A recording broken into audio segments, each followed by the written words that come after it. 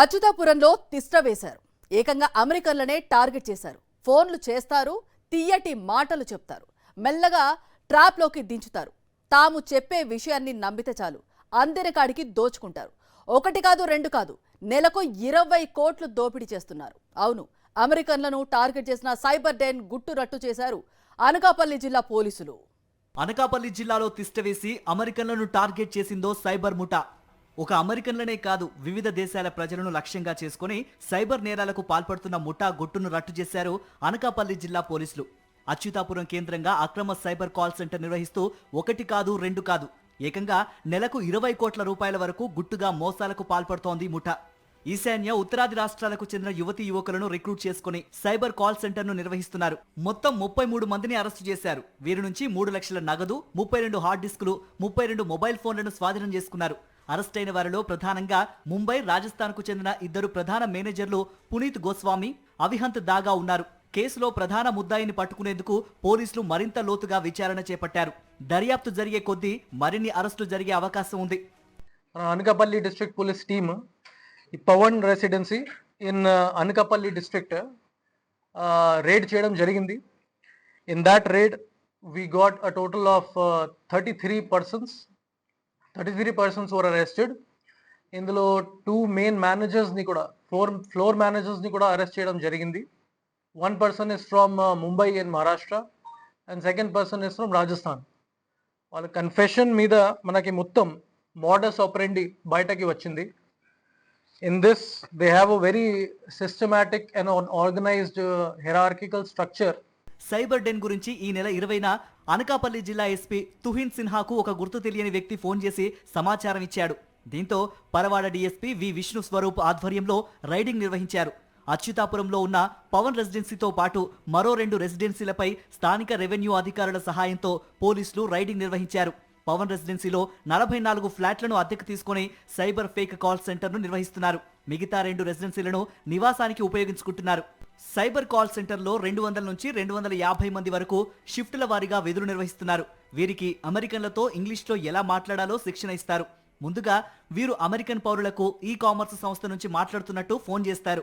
మీరు ఆర్డర్ పెట్టారు, అది మీకు చేరిందా అని అడుగుతారు. మేము ఎలాంటి ఆర్డర్ పెట్టలేదని సమాధానం వచ్చిన తర్వాత మీ బ్యాంక్ అకౌంట్ నుంచి నగదు డ్రా అయిందని, వేరే వారు ఎవరైనా అకౌంట్ను వాడుతున్నారేమో పరిశీలించవచ్చా అని ప్రశ్నిస్తారు. దీనికి వారు సరే అంటే రెండో దశలో బ్యాంకర్ పేరుతో మాట్లాడి వివరాలన్నీ తీసుకుంటారు. అనంతరం క్లోజర్తో మాట్లాడమని లైన్ కలుపుతారు.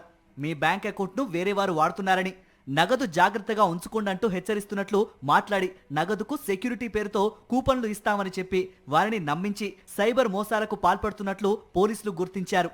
ఇలా రోజుకు 100 నుంచి 200 మందితో మాట్లాడి వారిలో నమ్మిన వారి నుంచి నగదు కాజేస్తున్నారని పోలీసులు నిర్ధారణకు వచ్చారు. Dealers and mostly people from northeastern states, especially Assam, Meghalaya, Tripura, అక్కడ నుంచి రిక్రూట్ చేసి వాళ్ళు కాల్ సెంటర్ డైలర్స్ గానే పని చేసుకుంటారు.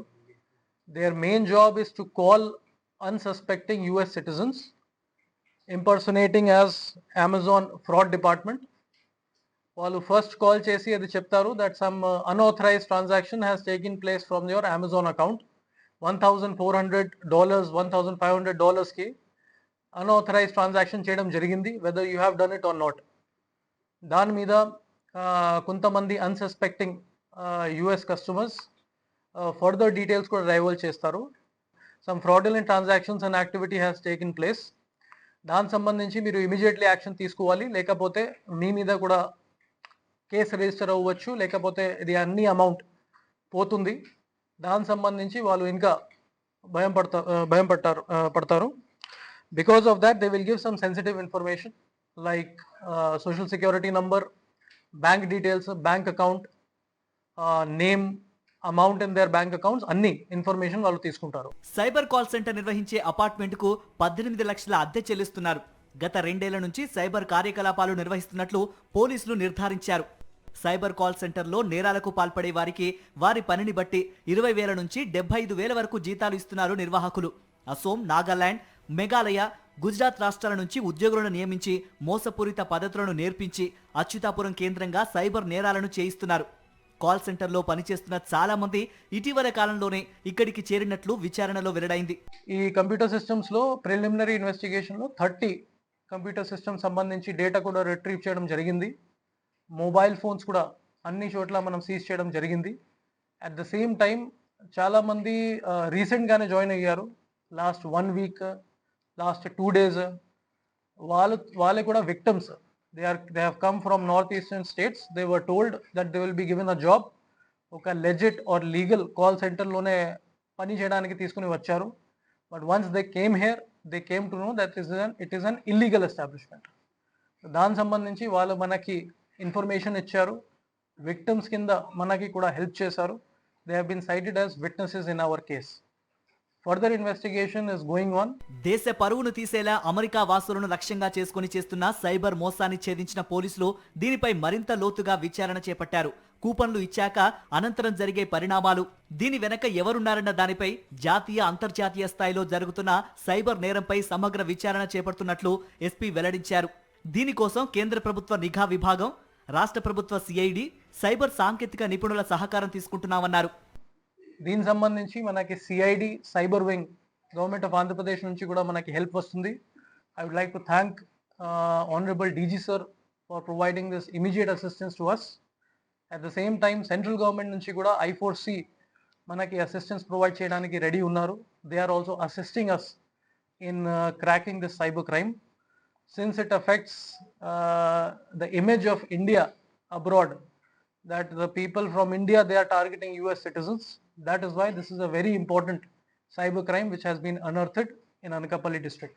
ఉద్యోగాల పేరుతో అమాయక యువతకు వలవేస్తున్న సైబర్ కేటుగాళ్లు ఏకంగా అచ్యుతాపురాన్ని కేంద్రంగా చేసుకుని విదేశీయులను టార్గెట్ చేస్తూ మోసాలకు తెగబడ్డం ఇప్పుడు సంచలనంగా మారింది. ఈ కేసులో విచారణ జరుగుతున్న కొద్దీ ఇంకెన్ని సంచలన విషయాలు వెలుగులోకి వస్తాయో వేచి చూడాలి.